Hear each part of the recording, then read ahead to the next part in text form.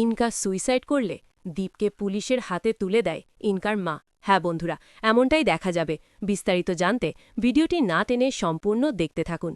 গল্পের শুরুতেই দেখা যায় ঝাঁপি ঘরে বসে থাকলে তখন ইনকা সে ঝাঁপির ব্যাগ গুছিয়ে দেয়। এরপরে যখনই ঠাকুরের ছবি ইনকার হাত দেয় তখন দেখা যায় ঝাঁপি হাত থেকে ছবিটা কেড়ে নেয় আর বলতে থাকে, যেখানে মা ঝাড়লক্ষ্মী একবার উপস্থাপনা করে সেখানে থেকে আর মা ঝাড়লক্ষ্মী আর বের হয় না, বুঝতে পেরেছ? আর তোমার মতো অলক্ষ্মী এই ছবিতে হাত দেবে না, এটা আমি তোমাকে ভালো করে বলে দিলাম। এরপরে দেখা যায় ঝাঁপি ব্যাগ নিয়ে বেরিয়ে আসে। তখন কাঁসা ও কাকিমণি ঝাঁপিকে ধরে বলতে থাকে, প্লিজ ঝাঁপি, এভাবে যাস না। তুই যদি এ বাড়ি থেকে চলে যাস তবে তো আমাদের বাড়ির লক্ষ্মী বেরিয়ে যাবে আর ওই অলক্ষ্মী আমাদের বাড়িতে বাসা বেঁধে বসে থাকবে।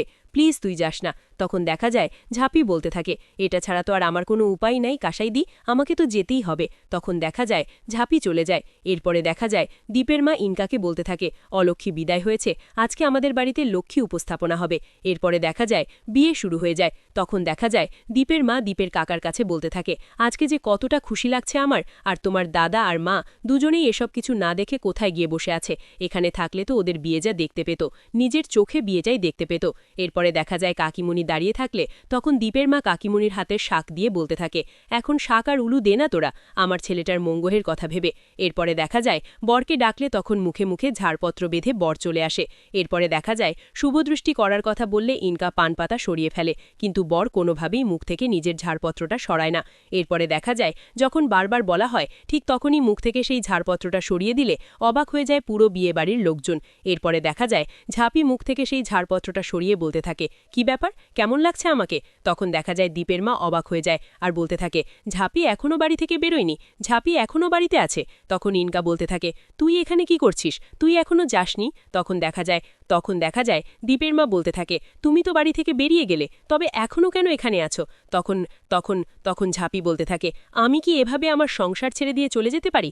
তখন কাসাই বলতে থাকে, দেখেছো কাকিমণি, ঝাঁপি এখনও যায়নি, আমি জানতাম যে ঝাঁপি এভাবে সবকিছু ছেড়ে দিয়ে চলে যেতে পারে না। ঝাঁপি অবশ্যই কোনো প্ল্যান করছে। এরপরে দেখা যায় দীপ বলতে থাকে, কেমন লাগলো ব্যাপারটা ইনকা, বলো তো কেমন লাগলো? তখন দেখা যায় ইনকা বলতে থাকে, তোমরা আমার সঙ্গে গেম খেলছো? তখন দেখা যায় দীপ বলতে থাকে, গেম আমরা নয়, তুমি খেলছো ইনকা। তুমি যে এভাবে আমার সঙ্গে গেম খেলবে আমি কখনোই ভাবতে পারিনি। তোকে তো আমি বন্ধু মনে করতাম, কিন্তু তুই যে এভাবে আমার সঙ্গে খেলবি আমি কখনোই ভাবতে পারিনি। তুই যে এভাবে আমার সঙ্গে বিশ্বাসঘাতকতা করবি এটা আমি কখনোই ভাবতে পারিনি। তখন দেখা যায় ঝাঁপি বলতে থাকে, তুমি কি করে ভাবলে ইনকারি যে আমার এই সাজানো গোছানো সংসারটা আমি তোমার মতো রাক্ষসের হাতে তুলে দিয়ে এভাবে চলে যাব? তুমি এটা কি করে ভাবলে? তুমি কি করে ভাবলে এটা যে তোমার মা আর তোমার ষড়যন্ত্রের কাছে আমি হেরে গিয়ে আমার দীপকে আমি তোমাদের হাতে তুলে দিব?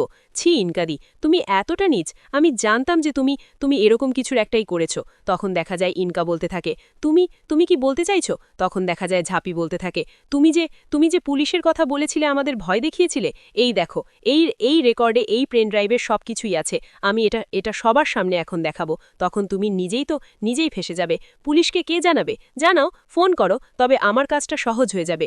এরপরে দেখা যায় ঝাঁপি ও দীপ কিভাবে হার্ড ডিস্কটা উদ্ধার করেছিল সে ব্যাপারটা সবাইকে খুলে বলে, আর মুন্নাকে যে পুলিশের হাতে তুলে দিয়েছে এটাও ঝাঁপি আর দীপ বলে দেয়।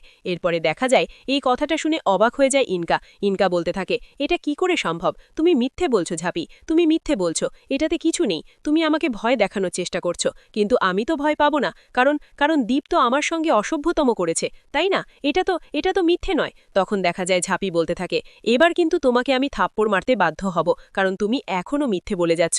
আমার কাছে প্রমাণ আছে, আমি তোমাকে প্রমাণ দেখাচ্ছি, তারপরেও তুমি মিথ্যে বলে যাচ্ছ। দাঁড়াও, এই হার্ড ডিস্কটা আমি চালু করছি, তারপরে সবার সামনে তোমার মুখোশটা আমি টেনে হিচড়ে খুলে দেব। এরপরে দেখা যায় ল্যাপটপে এসে হার্ড ডিস্কটা সেট করলে সব কিছু দেখতে পায়। সেখানে দেখা যায় ইনকা দীপকে নিয়ে হোটেলে আসে, সেখানে এসে এই দ্বীপের জলের গ্লাসে কিছু একটা মিশিয়ে দেয়। এরপরে সেই জলটা দীপকে খাইয়ে দেয়। এরপরে দীপ সেটা খেয়ে আরও ড্রিঙ্কস করতে শুরু করে। এরপরে দেখা যায় দীপ জ্ঞান হারিয়ে ফেললে তখন দীপকে ইনকা নিজেই সেখান থেকে সোফা থেকে তুলে নিয়ে গিয়ে বিছানায় শুইয়ে দেয়, আর বিছানায় শুইয়ে তার শরীর কাঁথা মুড়িয়ে দেয়।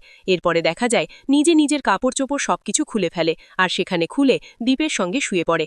এরপরে দেখা যায় সেখানে ঝাঁপি পৌঁছালে ঝাঁপি সবকিছু দেখতে পায়, আর এটাই একটা বিগ পয়েন্ট হিসাবে ব্যবহার করে ইনকা এটা ব্যবহার করে দীপকে ভয় দেখিয়ে দীপের সঙ্গে বিয়ে করার প্ররোচনা দেয়। এরপরে দীপকে বলতে থাকে, দীপ যদি ওকে বিয়ে না করে তবে এটা সবার সামনে ফাঁস করে দেবে, আর পুলিশের সামনে বলে দেবে। এরপরে দেখা যায় তখন সবকিছু দেখে হেমন্তী বলতে থাকে, এই এমনটা করলো ইনকা, এমনটা করতে পারলো। আমি ভেবেছিলাম যে ইনকা মেয়েটা অনেক ভালো, আমি ঝাঁপিকে তাড়ানোর জন্য ওর সঙ্গ দিয়েছিলাম, ওর সঙ্গে ভালো ব্যবহার করেছিলাম, কিন্তু আজ যে ও এভাবে আমার ছেলের ভবিষ্যৎটা নষ্ট করার জন্য এভাবে খেলায় মেতেছে, এটা তো আমি জানিনি। আমি যদি জানতাম তবে আমি কিছুতেই ইনকার সঙ্গ দিতাম না। এরপরে দেখা যায় ঝাঁপি বলতে থাকে, কি ব্যাপার ইনকাদি, এখন কি বলবে? পুলিশকে ডাকবে? ডাকো, আমাদের কাজটা সহজ হয়ে যাবে। আর তুমি যদি কখনো আমার স্বামী সংসারের দিকে হাত বাড়াও তবে আমার থেকে খারাপ আর কেউ হবে না, আমি তোমাকে এটা বলে দিলাম। তখন দেখা যায় ইনকা বলতে থাকে, আমি এটা করেছি, বেশ করেছি। আমি দীপকে ভালোবেসে ভালোবাসা পাওয়ার জন্য এমনটা করেছি, আমি বেশ করেছি, এটার জন্য আমি একটুও অনুতপ্ত হইনি। তখন দেখা যায় ঝাঁপি বলতে থাকে, তোমার এই নোংরা মুখে ভালোবাসার কথা মানায় না ইনকাদি, তুমি ভালোবাসার কথা এই নোংরা মুখে উচ্চারণও করবে না। তখন দেখা যায় ইনকা বলতে থাকে, ঝাঁপি তুমি কিন্তু আমাকে অপমান করছো। তখন ঝাঁপি বলতে থাকে, অপমানের কি দেখেছো? এবার তো উচিত ছিল তোমাকে জুতোর মালা গলায় দিয়ে মুখে কালি মাখিয়ে বাড়ি থেকে ঘাড় ধাক্কা দিয়ে বের করে দেওয়া, কিন্তু আমরা এতটাও নীচ নয় যে তোমাকে এভাবে বাড়ি থেকে বের করে দেব। তাই ভালো বলছি, যদি নিজের ভালো চাও তবে এখান থেকে বেরিয়ে যাও। তখন ইনকা বলতে থাকে, আমি বারবার বলবো যে আমি যা করেছি বেশ করেছি, আমি শুধু দীপকে ভালোবেসে দীপের ভালোবাসা পাওয়ার জন্য এমনটা করেছি। তখন দীপ বলতে থাকে, তুই ভালোবাসা কি করে পাবি? তুই তো আমার বন্ধু হওয়ার যোগ্যতাও হারিয়ে ফেলেছিস। তোকে আমি অনেক বিশ্বাস করতাম ইনকা, তুই যে এভাবে আমার সঙ্গে ফ্লট করবি, এভাবে আমার মান সম্মান ডুবিয়ে দেওয়ার জন্য সবার সামনে এভাবে আমাকে অপমান করবি, এভাবে উঠে পড়ে লাগবি, আমি যদি জানতাম তবে কখনোই তোর সঙ্গে বন্ধুত্ব করতাম না। তুই যে এতটা নীচ, আজকে আমি বুঝতে পারলাম। তখন দেখা যায় ইনকা বলতে থাকে, আমি শুধু ভালোবাসার জন্য এমনটা করেছি, আমি তো বারবার বলছি আর বারবার আমি করব, আমাকে যা করতে হয় তাই করব। ঝাঁপি, আমি তোকে দীপের সঙ্গে কিছুতেই সংসার করতে দেব না, আমি তোর থেকে দীপকে একদিন না একদিন অবশ্যই ছিনিয়ে নেব, কিছুতেই তুই সুখে শান্তিতে বসবাস করতে পারবি না, তুই তোর স্বামী নিয়ে কিছুতেই সংসার করতে পারবি না, এটা মনে রাখিস। তখন দেখা যায় ঝাঁপি বলতে থাকে, তোমার যা করার করে নাও, তুমি কি করে আমার বরকে আমার থেকে ছিনিয়ে নাও এটাও আমি দেখে নেব। তখন ইনকা বলতে থাকে, চ্যালেঞ্জ করছিস আমাকে? তখন ঝাঁপি বলতে থাকে, এই ঝাঁপি সরকার সবসময় চ্যালেঞ্জেই কথা বলে। এরপরে ইনকা বাজে কথা বললে তখন ঝাঁপি থাপ্পড় মারতে যাবে, ঠিক তখনই দীপ এসে ধরে ফেলে আর বলতে থাকে, ওর নোংরা গায়ে তুমি যদি হাত ছোঁয়াও তবে তোমার হাতটা নোংরা হয়ে যাবে ঝাঁপি, ও তাই তুমি ওকে কিছু করবে না, ওকে যা করার পুলিশই করবে। এরপরে ইনকা বলতে থাকে, তুমি আমার সঙ্গে এরকম করো না প্লিজ, তুমি আমাকে একটু বোঝার চেষ্টা করো। তখন দেখা যায় ঝাঁপি বলতে থাকে, আপনি তো ওর মা তাই না? আপনি তো চাইলে আপনার মেয়েকে ভালো করার চেষ্টা করতে পারতেন, আর আপনি কি করলেন? আপনি আর ওকে সঙ্গ দিয়ে ওর সঙ্গে এই ঘেয়ে নোংরা খেলায় মেতে উঠলেন। ছি আন্টি, ছি। এরপরে দেখা যায় ঝাঁপি শাশুড়িকে বলতে থাকে, দেখেছেন তো আপনার ছেলেকে বদনাম করার জন্য ওই মেয়েটা কি করেছে, এরপরে ওকে আপনি ওর হয়ে কথা বলবেন, ওর সঙ্গ দেবেন, ওর সঙ্গে বন্ধুত্ব রাখবেন। তখন দেখা যায় দীপের মা কোনো কথা বলে না। এরপরে ঝাঁপি ইনকাকে বলতে থাকে, কি ব্যাপার ইনকাদি, এখনই তুমি এখানে দাঁড়িয়ে আছো, তুমি কি এখানে থাকবে নাকি চলে যাবে বলো তো? তখন দেখা যায় কাসাই তার মাকে বলতে থাকে, দেখেছো মা, তো এই মেয়েটা আমার এই দাদা ভাইয়ের কত বড় সর্বনাশ করে দিতে যাচ্ছিল, তারপরেও তুমি ওই মেয়েটার সঙ্গে বন্ধুত্ব রাখবে? তখন দেখা যায় দীপের মা বলতে থাকে, আমি তো জানতাম না যে ও এরকমটা করবে, ও এতটা নিচে নামবে। তখন দেখা যায় দীপ বলতে থাকে, মা তুমি প্লিজ এখন নিজের বোধবুদ্ধিতে চলার চেষ্টা করো, অন্যের বুদ্ধিতে চলার কোনোভাবে চেষ্টা করো না, আর ঝাঁপিকে মেনে নেওয়ার চেষ্টা করো। আজ যদি ঝাঁপি না থাকতো তবে আমি তো নিজেই এই ব্যথাটা সহ্য করতে না পেরে কুকড়ে মরে যেতাম, তোমার ছেলেটা অন্ধকারে হারিয়ে যেত।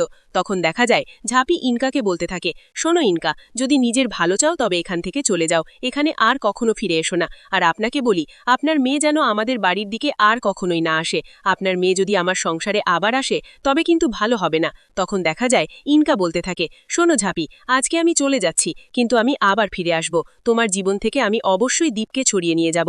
এরপরে দেখা যায় কাসা ও কাকিমণি ঝাঁপিকে বলে থাকে, আমরা জানতাম যে তুই কোনোভাবেই ওই রাক্ষসের হাতে আমার দাদাভাইকে ছেড়ে দিয়ে কখনোই যাবি না। তখন ঝাঁপি বলতে থাকে, তুমি কি করে ভাবলে কাসাইদি, আমি আমার সংসার, আমি আমার স্বামী তোমাদের ছেড়ে এভাবে ওর হাতে এসব কিছু তুলে দিয়ে চলে যাব, এটা কি কখনো করতে পারি আমি বলো? তখন দেখা যায় উপরে চলে এলে তখন দীপকে কেউ একজন ফোন করে বলতে থাকে ইনকা সুইসাইড করেছে।